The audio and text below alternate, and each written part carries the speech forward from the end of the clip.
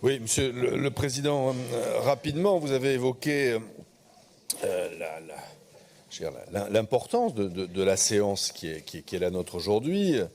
D'abord, une importance avec une actualité, une conjoncture que vous avez exprimée, à laquelle je veux redire aussi combien nous condamnons, dans le groupe qui m'entoure, condamnons toutes ces violences qui s'accumulent depuis un certain nombre de semaines.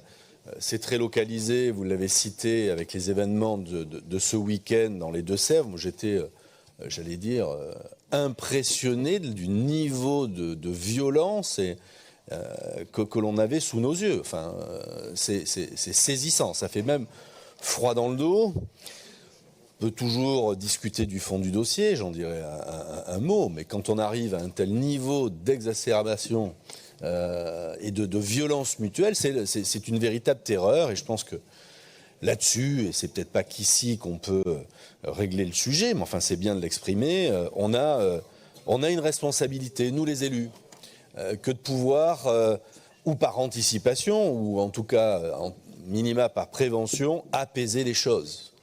Et je regrette qu'un certain nombre d'élus, quel que soit leur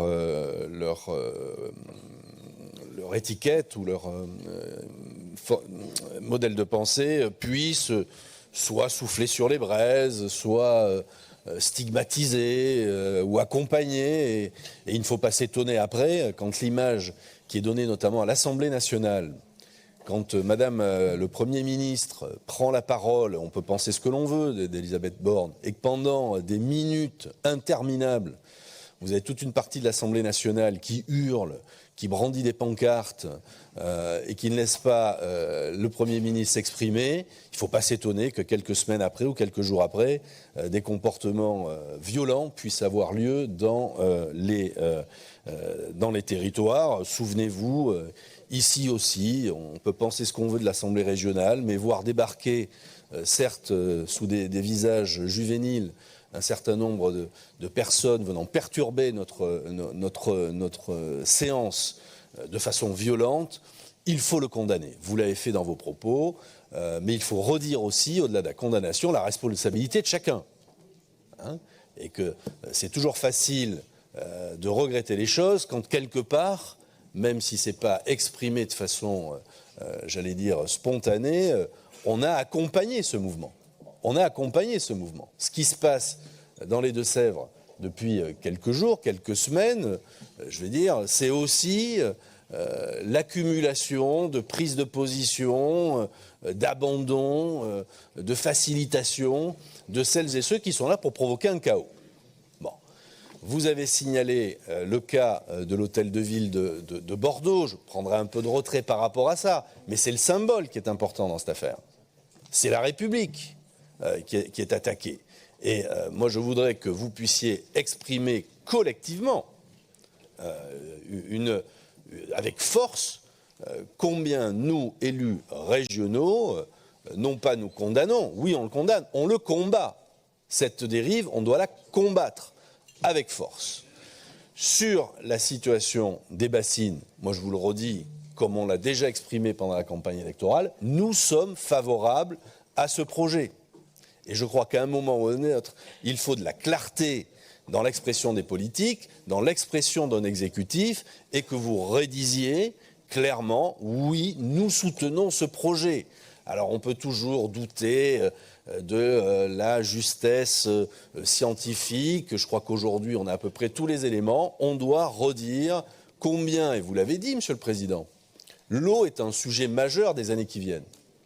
Et au-delà de la conjoncture qu'on aborde, il y a ce sujet structurel et d'avenir. Qu'est-ce qui se passe sur l'eau dans notre région, qui est particulièrement visée par ce qui est aujourd'hui une dégradation de nos ressources. Une plante, je vais enfoncer une porte ouverte, une plante, pour que ça pousse, il faut de l'eau. On pourra se le tourner dans tous les sens.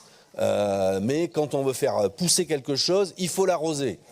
Alors on peut très bien, bien sûr, spéculer sur un certain nombre de critères, d'éco quelque chose, très bien. Mais enfin, il faut de l'eau pour que ça pousse.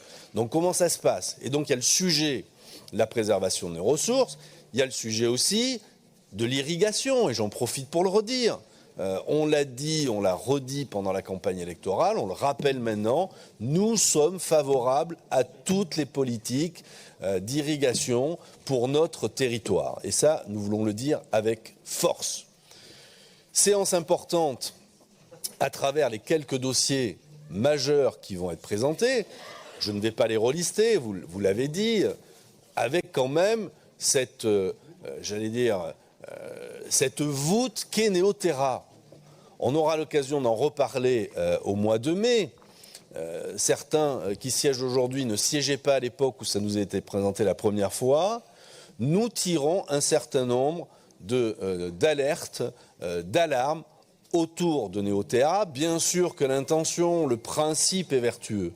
Attention que dans son application et les actions concrètes, on n'accentue pas cette fracture territoriale qui existe dans notre région et cette fracture sociale que l'on voit poindre de plus en plus.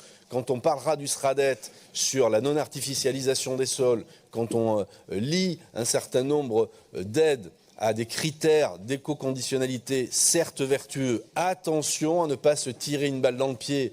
Et je ne parle même pas de l'attractivité, du rayonnement de nos territoires. Ce n'est pas de la coquetterie, mais c'est de faire attention à ne pas refracturer un peu plus notre société, pénaliser les acteurs du territoire et par ailleurs accentuer aussi une fracture territoriale. Voilà, Monsieur le Président.